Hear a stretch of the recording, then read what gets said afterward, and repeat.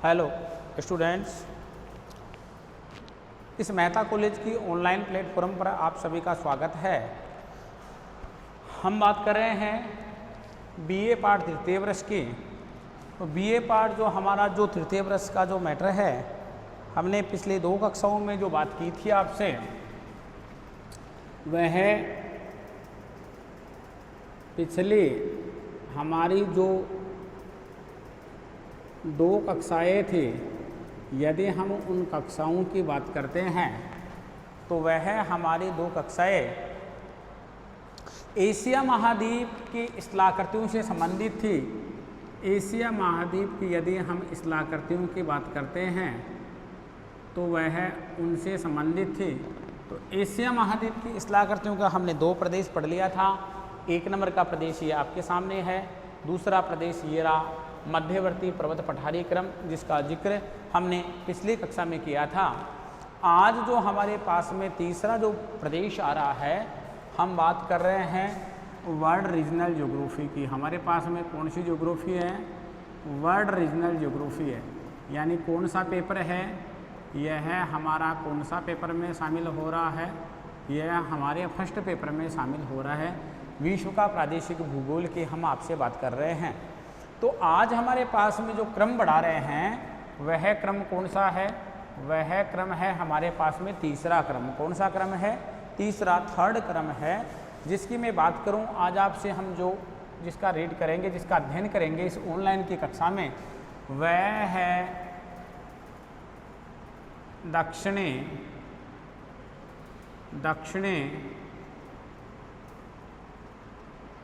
प्रायद्वीपीय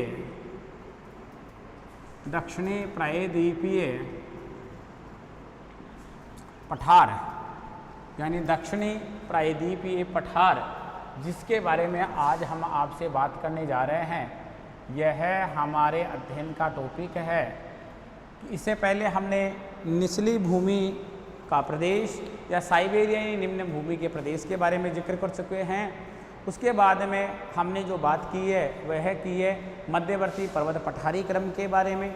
आज हम बात करने जा रहे हैं आपसे जो तीसरा जो ऑर्डर है, जो क्रम है, सीरियल है, दक्षिणी प्रायद्वीपीय पठार, यानी एशिया महाद्वीप के दक्षिणी भाग में, एशिया महाद्वीप के दक्षिणी भाग में, एशिया महाद्वीप के पश्चिमी भाग में और एशिया महाद्वीप के पूर्वी भाग में जो प्लेटू हैं, जो पठार हैं, उनमें पठारी क्रम की आप लोगों से बात करता हूं। जहां पर पठार शब्द आता है तो आप इस पारिभाषिक शब्दावली को, प्लेटू पारिभाषिक शब्दावली को इस प्रकार से जोड़ सकते हैं कि पठार एक स्थल खंड के प्राचीन, यानी जो प्रकार की चट्टानें हैं जिनमें नीश और ग्रेनाइट प्रकार की चट्टानें शामिल करते हैं, उन चट्टानों के माध्यम से आप जोड़ सकते हो।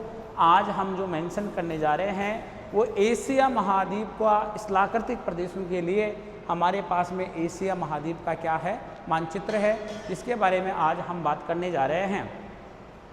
एशिया महाद्वीप का जो मानचित्र हमारे पास में शामिल है, इसकी हम बात करते हैं डायरेक्शन की। तो हम सबसे पहले आपसे बात करते हैं एशिया महाद्वीप का ये उत्तरी भाग है, एशिया महाद्वीप का ये दक्षिणी भाग है, एशिया महाद्वीप का ये पूर्वी भाग है और एशिया महाद्वीप का ये पश्चिमी भाग है। मैं इन सब की आपसे बात कर रहा हूँ। तो सबसे पहले हम इसकी पारिभाषिक जो शब्दावली है, यदि इस शब्दावली की बात करें कि एशिया महाद्वीप के, यानी मैं बात करता हूँ आपसे किसके? एशिया महाद्वीप के दक्षिणी पश्चिमी। देखिए हमारे पास में पारिभाषिक शब्दावली आ रही है कि एशिया महाद्वीप के, एशिया महाद्वीप के, एशिया महाद्वीप के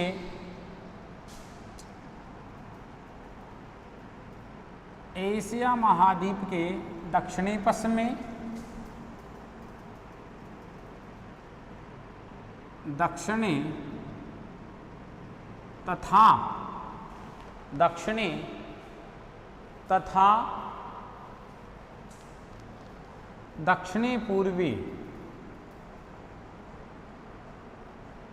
तथा दक्षिणी पूर्वी, यानी एशिया महाद्वीप के दक्षिणी पश्चिमी, दक्षिणी तथा दक्षिणी पूर्वी भाग में प्राचीन चट्टानों से निर्मित पूर्वी भाग में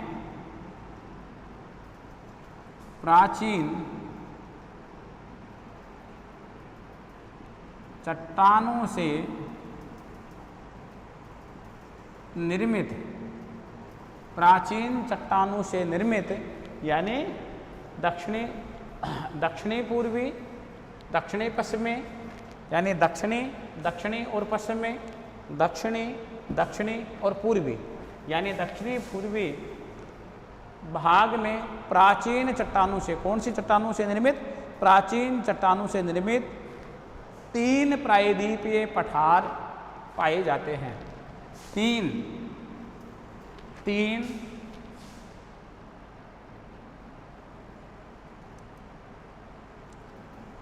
प्रायद्वीपीय पठार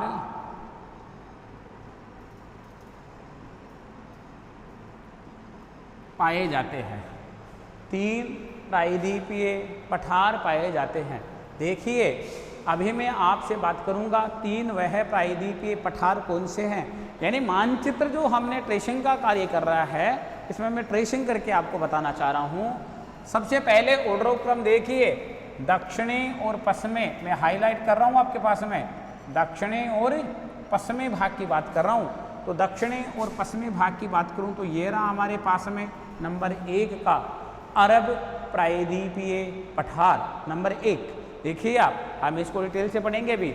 नंबर 2, जो 3 क्रम बता रहा हूं ना मैं आपको, जो 3 प्रायद्वीपीय पठार बता रहा हूं, नंबर 2 भारत प्रायद्वीपीय पठार, नंबर 2 ये रहा। और तीसरा है हिंद चीन प्रायद्वीपीय पठार। ये सारा भाग हिंद चीन वाला है, तो मैं इस पूरे भाग को मैं किस में शामिल करूंगा? तीसरे क्रम में शामिल करूंगा। तो 3 प्रकार के हमारे पास में क्या है? पठारी भाग हैं। सबसे पहला पठारी भाग आता है एशिया महाद्वीप के दक्षिणी पश्चिमी, एशिया महाद्वीप का दक्षिणी और एशिया महाद्वीप का पश्चिमी। इसका मतलब कौन सा?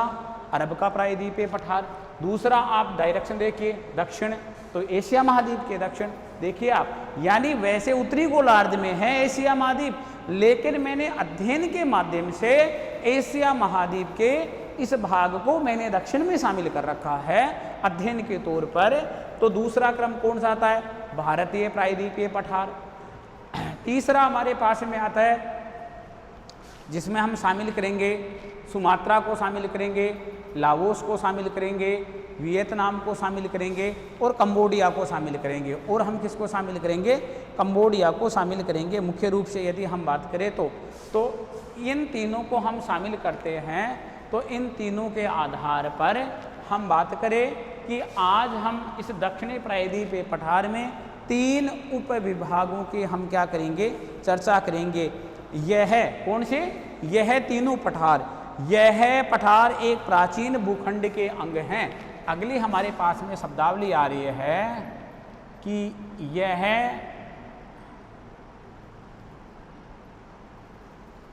प्रायद्वीपीय पठार प्राचीन भूखंड के अंग हैं। यानी यह प्रायद्वीपीय पठार प्राचीन भूखंड के अंग हैं, जिसे प्राचीन भूखंड के अंग हैं, के अंग हैं, के कौन से प्रायद्वीपीय पठार? मैं तीनों, तभी मैंने ये शब्द लिखा है के, भूखंड के। इसका मतलब 1, 2 और 3। इसका मतलब अरब प्रायद्वीपीय पठार, भारतीय प्रायद्वीपीय पठार और हिंद चीन प्रायद्वीपीय पठार के अंग हैं। किसके अंग हैं?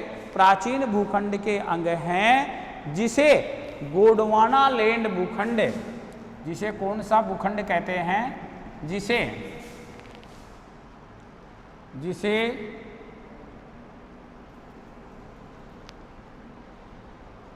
गोंडवाना लैंड भूखंड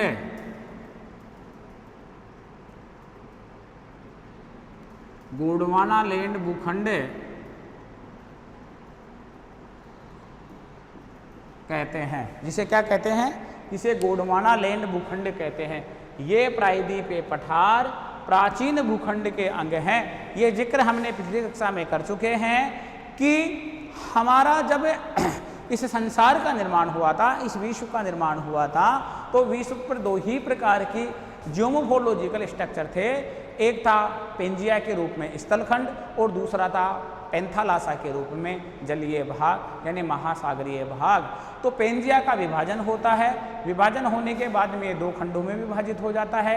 एक भाग अंगारा लैंड का है और दूसरा भाग गोंडवाना लैंड का है। तो मैं उसी गोंडवाना लैंड की बात कर रहा हूँ। इसी गोंडवाना लैंड की मैं बात करूं तो ये कौन सा भूखंड है? ये प्राचीनतम भूखंड है। इसमें विभिन्न प्रकार की भू अपरदनकारी विभिन्न प्रकार की प्रक्रियाएं होने के बाद में भी यह भूखंड यानी यह गोंडवाना लैंड का भूखंड जिससे क्या निर्मित है? जिससे एशिया महाद्वीप का दक्षिणी प्रायद्वीपीय पठारी भाग यानी साउथर्न जो आपका प्लेटू वाला जो भाग है वो निर्मित है। इसमें किसी प्रकार का कोई अपरदनकारी प्रभाव नहीं पड़ा है। इस भाग में इतनी सॉलिड प्रकार की क्या पाई जाती हैं? सॉलिड प्रकार की चट्टानें पाई जाती हैं। मुख्य रूप से बात करें कि एशिया के दक्षिण में स्थित इन पठारों को, एशिया के कहाँ? एशिया के दक्षिण में, एशिया के दक्षिण में स्थित, एशिया के दक्षिण में स्थित इन एशिया के दक्षिण में स्थित यानी एशिया के दक्षिण में स्थित कौन सी दिशा में? एशिया के दक्षिण में स्थित इन पठारों को दर्ड भूखंड भी कहा जाता है। कौन सा भूखंड कहा जाता है? दर्ड भूखंड। दर्ड भूखंड भी कहा जाता है। कौन सा भूखंड कहा जाता है? दर्ड भूखंड भी कहा जाता है। ये भूखंड भूगर्भिक हलचलों को झेलकर, यह भूखंड भूगर्भिक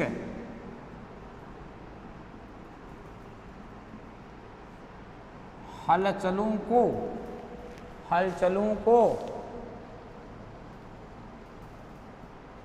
यह भूखंड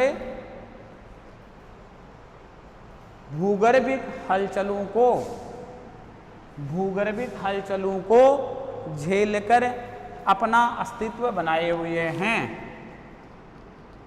अपना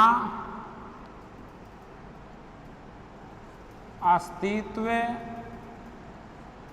बनाए हुए हैं। क्या बनाए हुए हैं? अपना अस्तित्व बनाए हुए हैं। एशिया के दक्षिण में स्थित इन पठारों को दर्ड भूखंड भी कहा जाता है। एशिया के कौन से भाग में है? एशिया के दक्षिणी भाग में है। यानी ये भूखंड एशिया के कौन से भाग में है? एशिया के दक्षिणी भाग में है। तो एशिया के दक्षिणी भाग में यानी ये भूखंड स्थित होने के कारण से कौन से भाग में? एशिया के दक्षिणी भाग में यह भूखंड स्थित होने के कारण से, यानी मैंने कहा था कि ये किसके भाग हैं? ये गोंडवाना लैंड के भाग हैं। तो गोंडवाना लैंड प्राचीनतम चट्टानों के अवशेष से बना है, यानी प्राचीनतम चट्टानों से बना हुआ भूखंड है।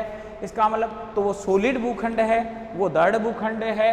तो ये भूखंड भूगर्भिक हलचलों को झेलकर, यानी इन भूखंडों पर यानी पृथ्वी में दो प्रकार की क्रियाएं होती हैं, एक एंडोजेनेटिक फोर्स, एक एक्सोजेनेटिक फोर्स, यानी एक अंतर्जात बल, एक बहिर्जात बल। यदि मैं बहिर्जात बलों की बात करूं तो अपक्षय, अपरदन और निक्षेपण 3 प्रकार की प्रक्रियाएं हो रही हैं। ये विभिन्न प्रकार की उन गतिविधियों को झेलकर भी क्या यह प्रायद्वीपीय पठार आज भी अपने उसी अस्तित्व में मौजूद है। इस कारण से इससे यह निष्कर्ष निकलता है कि यह भूखंड जो बना हुआ है, यह भूखंड जो बना हुआ है, यह भूखंड दृढ़ चट्टानों से बना हुआ है। कौन सी चट्टानों से बना हुआ है? दृढ़ चट्टानों से बना हुआ है। दक्षिणी जो प्रायद्वीपीय पठार है, कौन सा पठार? दक्षिणी प्रायद्वीपीय पठार। देखिए आप,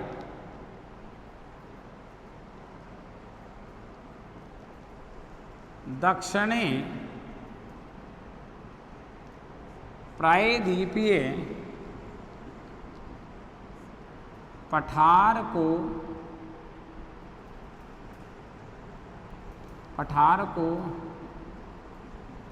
3 भागों में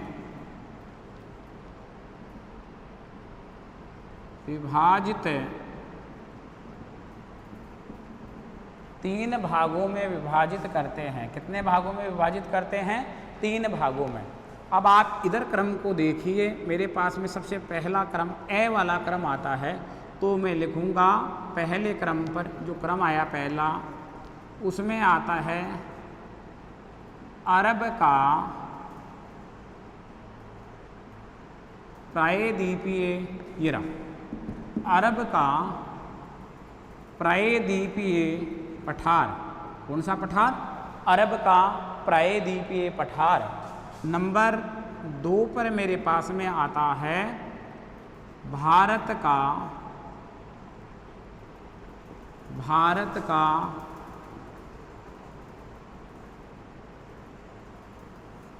प्रायद्वीपीय पठार, ये रहा भारत वाला। तीसरा ये रहा तीसरा, ये वाले भाग। तीसरा है मेरे पास में से क्रम आता है, से क्रम की मैं बात करूं, हिंद चीन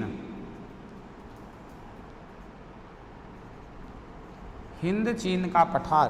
तो मैं कितने क्रम के पठारों की बात कर रहा हूं? मैं आपसे 3 क्रम के पठारों की बात कर रहा हूं। देखिए, जो मेरे पास में 3 क्रम के पठार आए हैं, उनमें पठारों की बात करूं, मेरे पास में जो पहला क्रम आता है वो अरब का प्रायद्वीपीय पठार है। कौन सा पठार है? अरब का प्रायद्वीपीय पठार है। दूसरा पठार आता है मेरे पास में भारत का प्रायद्वीपीय पठार। तीसरा पठार आता है हिंद चीन का पठार। अब हम सबसे पहले इस दक्षिणी प्रायद्वीपीय पठार के प्रशासनिक वर्गीकरण को, यानी इसके जो इसका जो प्रादेशिक वर्गीकरण है, इस प्रादेशिक वर्गीकरण में मैं सबसे पहले इसके बिंदु को आगे बढ़ाने जा रहा हूँ। यह बिंदु मेरे पास में कौन सा बिंदु आ रहा है? यह बिंदु आ रहा है अरब का प्रायद्वीपीय पठार। यानी मैं अरब के प्रायद्वीपीय पठार की आपसे बात कर रहा हूँ, मैं बिंदु को आगे बढ़ा रहा हूँ कि एशिया महाद्वीप के दक्षिणी पश्चिमी, दक्षिणी और दक्षिणी पूर्वी भाग में, यानी प्राचीन चट्टानों से निर्मित 3 प्रायद्वीपीय पठार हैं। तो 1 क्रम, 2 क्रम और तीसरा क्रम है। देखिए, 1 क्रम, 2 क्रम और 3 क्रम है। मैं आगे बढ़ाऊँ आपसे बात। यह प्रायद्वीपीय पठार प्राचीन भूखंड के अंग है। तो प्राचीन भूखंड कौन था? एक गोंडवाना लैंड था और एक अंगारा लैंड था। तो इनका संबंध किनसे है? गोंडवाना लैंड से है। इसकी चट्टानें किस प्रकार की है? यानी प्राचीन है। इसका मतलब इस कारण से इसको सॉलिड भूखंड भी कहते हैं, जिसका नाम गोंडवाना लैंड है। यानी एशिया के दक्षिण में स्थित इन पठारों को दृढ़ भूखंड भी कहा जाता है। ये भूखंड भूगर्भीय हलचल, यानी विभिन्न प्रकार के एक्सोजेनेटिक और एंडोजेनेटिक गतिविधियों के होने के बाद में भी इन भूखंडों पर किसी प्रकार का प्रभाव नहीं पड़ा। आज भी ये अपने अस्तित्व को यहाँ पर बनाए हुए हैं। तो ये पठार कितने प्रकार के हैं? ये पठार 3 प्रकार के हैं। सबसे पहला अपने पास में कौन सा पठार है? सबसे पहला हमारे पास में पठार है अरब का प्रायद्वीपीय पठार। कौन सा पठार? अरब का प्रायद्वीपीय पठार। मैं अरब के प्रायद्वीपीय पठार की आपसे बात कर रहा हूँ। तो अरब का प्रायद्वीपीय पठार हमने कौन से क्रम पर रखा था?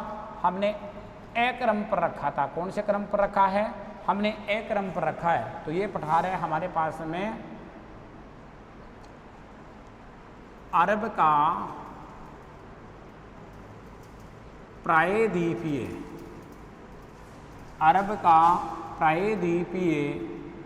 पठार। कौन सा पठार?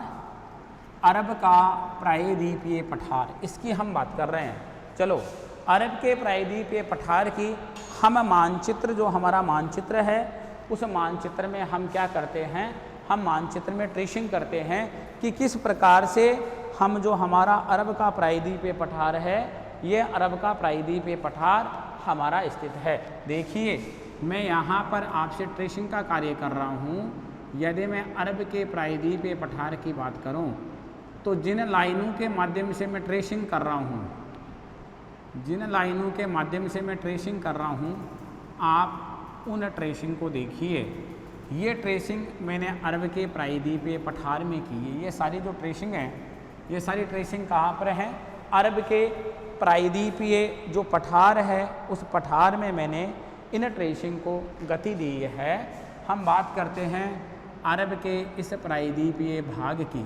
यदि मैं इस प्रायद्वीपीय भाग की आपसे बात करूं, तो आप इस प्रायद्वीपीय भाग को और थोड़ा सा आप समझने के लिए इसको गहरा कर सकते हो कि ये अरब का जो प्रायद्वीपीय पठार है, ये किस दिशा में है, इसका ढाल किधर है, इसकी क्या, ये कितने क्षेत्रफल पर मुख्य रूप से हम बात करें यह फैला हुआ है। इन सब बातों की बात करते हैं कि एशिया के दक्षिण पश्चिम भाग में, यानी देखो हम इसके फैक्ट करते हैं, ये एशिया महाद्वीप है पूरा। कौन सा महाद्वीप है? ये एशिया महाद्वीप है। तो एशिया महाद्वीप के कौन सी दिशा में फैला हुआ है? एशिया महाद्वीप के दक्षिण और पश्चिम दिशा में ये फैला हुआ है। कौन सी दिशा में फैला हुआ है? एक तो दक्षिण और दूसरा पश्चिम दिशा में फैला हुआ है। तो देखिए हम इसका पहला फैक्ट तैयार करते हैं। अरब का पठार, अरब का पठार एशिया के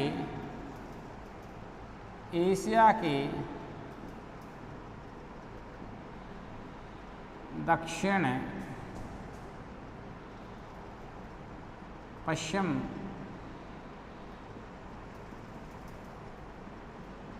दिशा में, एशिया के दक्षिण पश्चिम दिशा में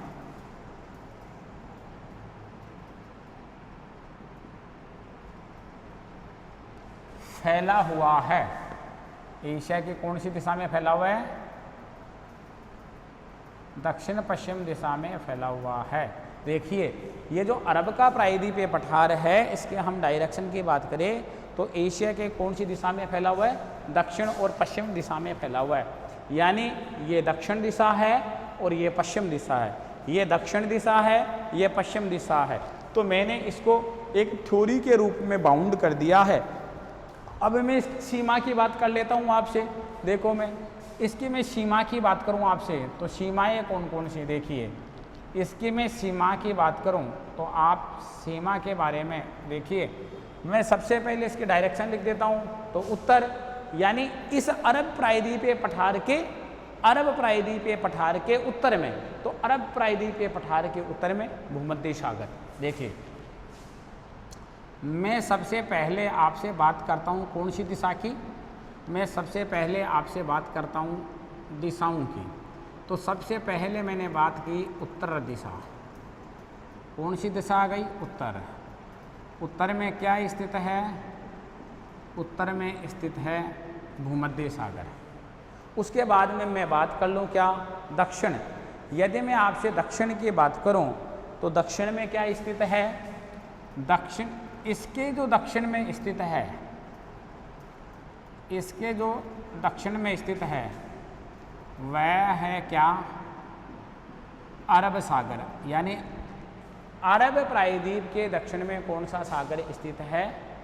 अरब प्रायद्वीप, सॉरी अरब सागर। ये रहा अरब सागर। ने ये नीचे मैं मुख्य रूप से बात करूं, ये अदन की खाड़ी है। यहाँ पर मैं बात कर रहा हूँ अरब सागर की। इसके दक्षिण में अरब सागर है।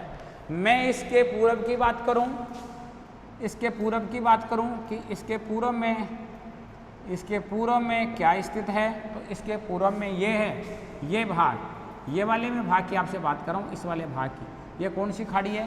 फारस की खाड़ी, ठीक है ना। इसके पूरब में फारस की खाड़ी। कौन सी खाड़ी स्थित है? फारस की खाड़ी। अब मैं इसके बात करता हूँ कहाँ की? मैं इसके बात करता हूँ पश्चिम की। तो पश्चिम में ये देखिए, ये देखिए, ये रहा, ये रहा, ये देखिए भूमध्य सागर। यह है अपने पास में क्या? भूमध्य सागर। तो ये हमने इसको किसके माध्यम से बाउंड कर दिया?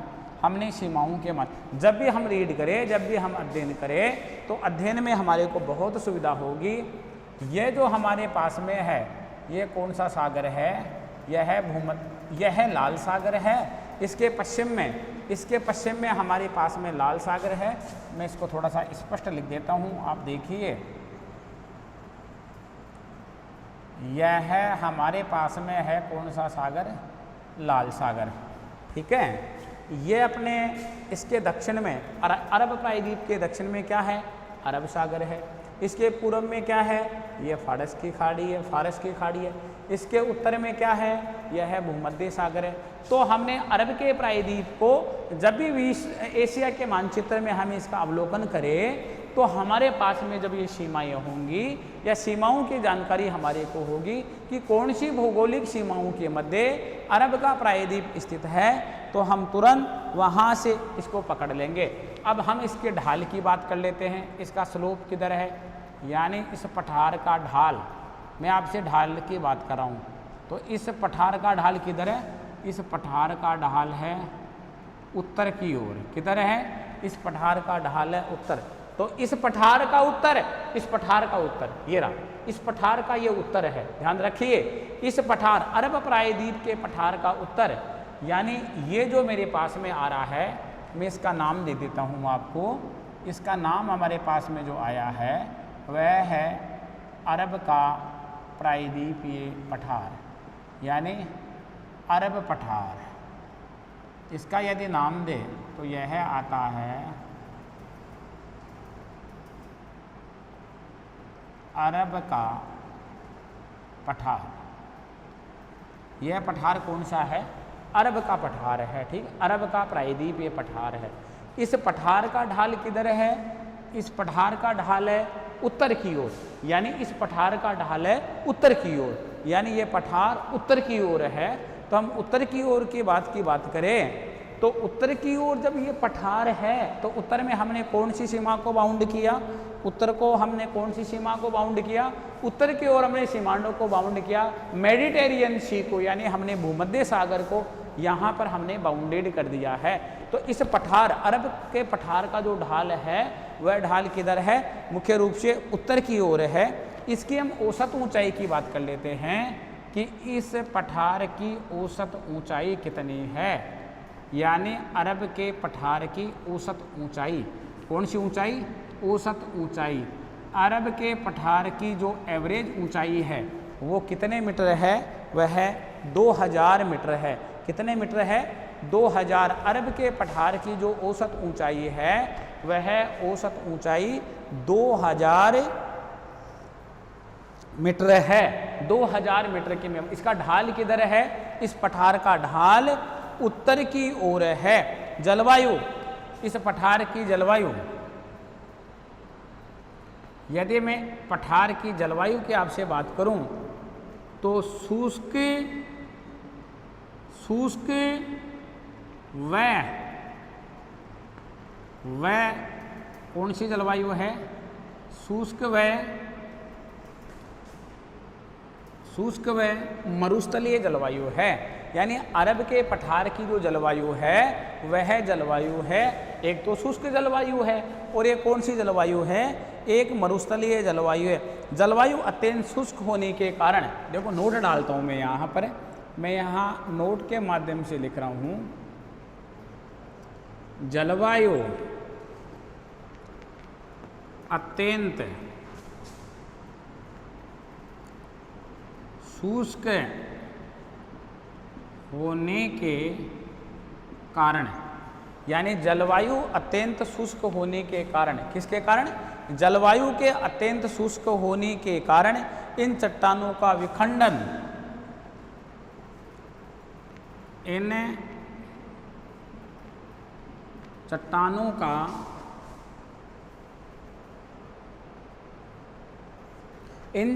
का कौन सी चट्टानों का? इन चट्टानों का विखंडन जो इस पठार में है, जो अरब के पठार में एवं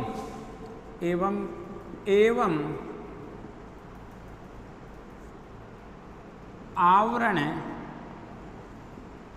से हुआ है। एवं आवरण से हुआ है। क्या हुआ है? एवं आवरण से हुआ है। जलवायु अत्यंत शुष्क है, और शुष्क जलवायु का इफेक्ट क्या पड़ा अरब के पठार पर,